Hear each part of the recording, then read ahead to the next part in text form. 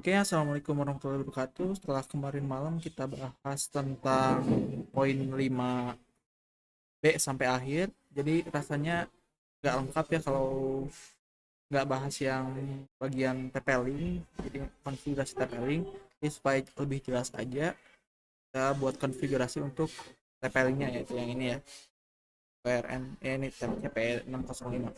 Oke, jadi yang pertama langsung aja. Langkah kerjanya tentukan paket internet. Nah itu silahkan tentukan sendiri kira-kira paket mana yang kira-kira cocok. Terus buatlah daftar, oke. Buat nomor 3 buat perpanjangan sesuai topologi jaringan, itu buat topologi di bawah nanti. Nah langsung aja ke sini. Nomor 4, buatlah satu kabel jaringan IP, pasangkan konektor EJ45, kemudian lakukan pengujian koneksi kabel. Oke, itu buat silahkan buat kabel. Yang kelima, pasanglah semua perangkat sesuai dengan topologi standar perusahaan. Nah pemasangan perangkat ini itu kira-kira seperti ini. Jadi,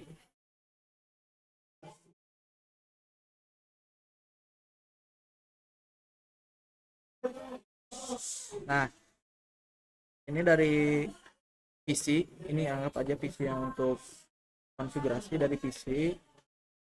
Ini masuk ke port 2 mikrotik sesuai topologi port 2 mikrotik. Nah, lalu dari mikrotik ini ether 1, ada ether 1 ini nyambung ke PoE, ke yang LAN-nya. Nah, ke sini. Dari PoE ini masuk ke ini TP-Link. Ini perangkat TP-Linknya lagi dicabut supaya gampang bikinnya. Sudah seperti itu, ini topologinya. Topologi dari PC masuk ke Ether 2, lalu Ether 1 dari router masuk ke TP-Link, seperti itu. Oke, kalau sudah seperti itu, langsung aja kita masuk ke konfigurasi si TP-Linknya. Oke, jadi supaya untuk bisa konfigurasi TP-Link, yang pertama itu supaya terkoneksi, karena kita melalui mikrotik, kita harus bridge interface yang digunakan laptop untuk connect ke TP-Linknya, yang mana kan laptop ini connect ke router mikrotik melalui Ether 2. Nah, dari mikrotik ke TP-Link itu connect melalui Ether 1, maka kita harus nge-bridge Ether 1 dan Ether 2 di mikrotik. Oke, kita langsung aja login ke mikrotik. Login admin. Ini sudah masuk. Oke, langsung di sini kita masuk ke menu bridge. Ini belum ada konfigurasi apa-apa, jadi kita cuma konfigurasi TP-Link dia melalui mikrotik, bukan melalui mikrotik tapi uh, jalurnya melalui mikrotik, jadi nanti tidak colok cabut kabel gitu. Nah ini kita bikin bridge baru bebas, namanya bridge 1 misalkan. Oke, ini udah ada muncul. Nah kita terus masukkan portnya. Nah ini kalau misalkan ini biasanya kosong ya, nah, kita mulai doang. Nah ini, nah kita sudah buat bridge. Kalau sudah buat bridge, langsung masuk ke ports. Nah di sini kita tambahkan port Ether 1 dan Ether 2 ke bridge yang sudah dibuat tadi, yaitu bridge 1. Oke, kita masukin Ether 1 ke bridge 1. Oke, lalu masukin juga Ether 2 ke bridge 1. Nah, seperti itu. Nah, jadi otomatis nanti ini bakal disconnect dulu. Silahkan connect lagi aja. Nah, jadi otomatis si Ether 1 dan Ether 2 ini sudah jadi satu jalur gitu. Kalau sudah satu jalur, langsung aja kita untuk bisa connect ke TP-Link harus samakan dulu IP default TP-Link, IP komputer kita dengan IP default TP-Link, satu segmenkan dulu. Nah, jadi yang mana IP default TP-Linknya itu 192.168.0.254. Nah, berarti kita masukkan ganti IP komputer kita ke segmen 0 192.168.0.0. Nah, ini ganti IP-nya dengan 2.168.0 titik bebas, mau isi apapun misalkan tidak enggak 254 kan di 10 subnet mas isi 255 oke beres. Oke. Nah itu boleh ya, IP-nya static. Kalau udah berubah langsung aja masuk ke browser buat konfigurasi si TP-Link-nya. Itu kan di sini 192.168.0.254. Ini IP default dari TP-Link untuk makan konfigurasi. Nah, kalau seperti ini tampilannya, masuk ke menu tab klik advance. pilih proses tuh dana 192.168.0.254. Sebentar.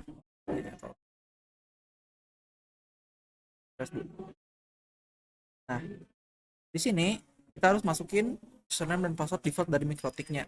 Yang mana yang defaultnya itu adalah admin. Region kita pilih Indonesia. Bahasa biarkan Inggris kan. Nah ini terus I agree to term of use, centang, klik login. Nah di sini setelah klik login, kita disuruh buat username dan password baru. Kita buat aja.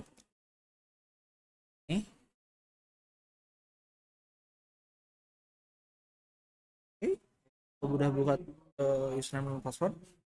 Nah, kalau sudah buat username dan password, kita bakal masuk ke bagian ini. Masuk ke interface-nya. Udah masuk sini, supaya cepat langsung aja masuk ke quick setup. Nah, karena si TP-Link ini sebagai penerima atau sebagai klien, maka di bagian operation mode kita pilih klien, lalu klik next. Lalu untuk IP address sesuaikan dengan yang di soal. Nah di soal ini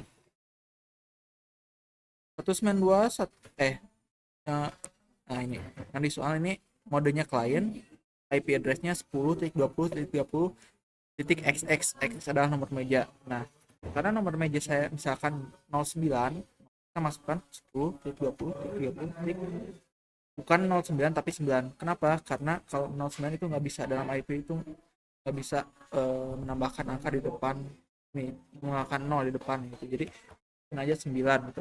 Subnet masknya 255 klik next.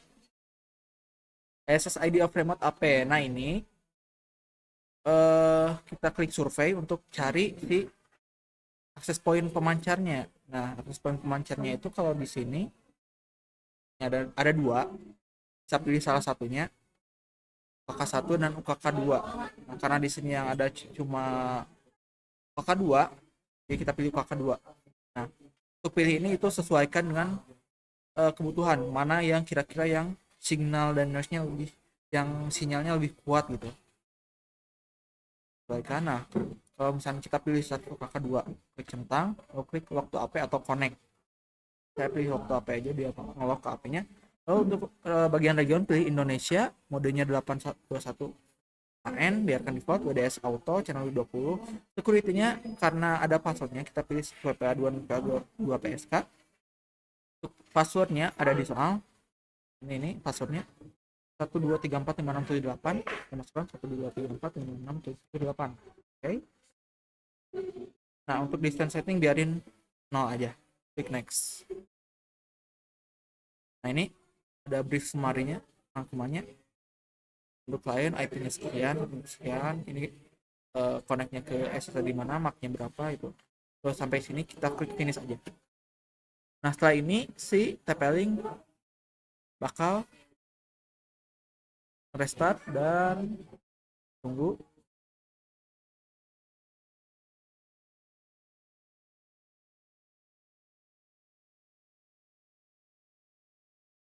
Nah, kita pause aja sampai beres.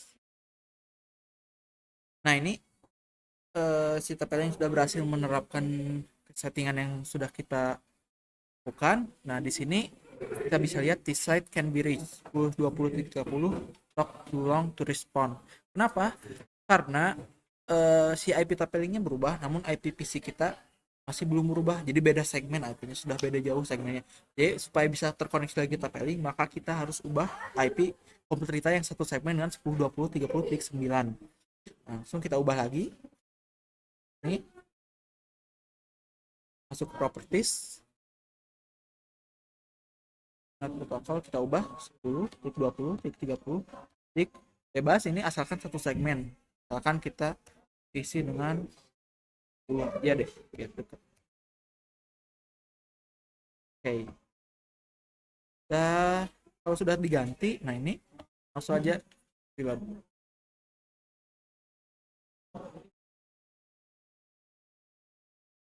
Misalkan masih belum, coba buka tab baru lagi 10.20.30.9. Nah, ini sebentar, close dulu kayaknya.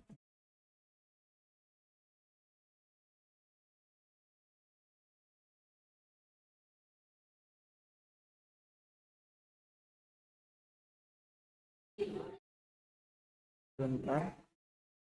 Kalau misalkan masih belum bisa, coba disable enable dulu sih daftar internetnya.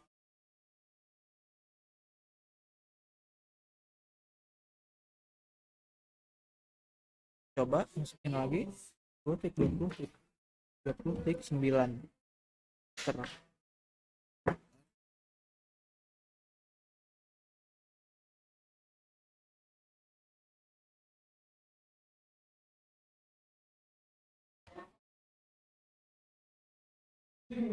Nah, bisa ya.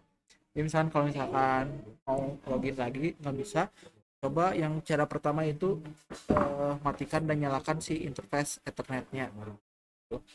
Ini kita sudah masuk lagi ke login page-nya. Di sini kita masukkan password dan username yang sudah kita set tadi.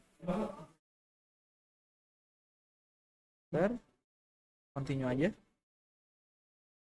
Nah, terus di sini kita harus cek si wireless signal. Nah, di sini ini cek kalau misalkan ini sudah ada bukan strip, berarti kita sudah terkoneksi. Terus juga cek di sini. Nah, ini. Nah, kalau misalkan seperti ini tulis tampilannya, maka kita sudah connect ke ini. Nah, ini kita connect ke server ukk2.at.tjk. Nah, kalau sudah sampai sini berarti konfigurasi kita di TP-Link sudah selesai. Setelah itu kita bisa langsung konfigurasi saja di Mikrotik. Konfigurasi Mikrotik itu ada di video sebelumnya, jadi bisa tonton di video sebelumnya.